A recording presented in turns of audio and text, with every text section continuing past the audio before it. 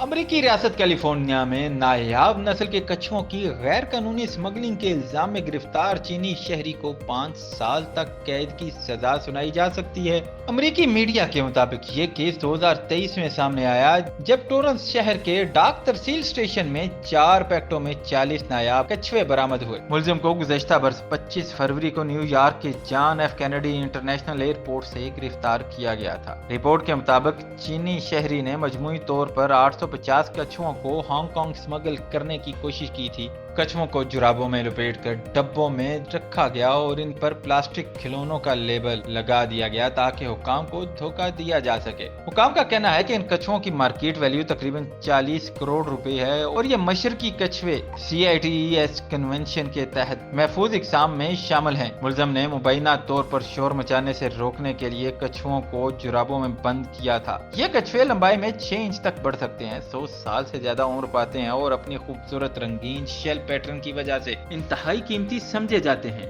Smuggle शुदा कछुओं में से एक मर चुका था जबकि बाकी जिंदा हालत में बरामद हुए। अमेरिकी अदालत इस केस का फैसला 23 दिसंबर को सुनाएगी, जिसमें चीनी शहरी को 5 साल तक कैद की सजा मिलने का इम्कान है।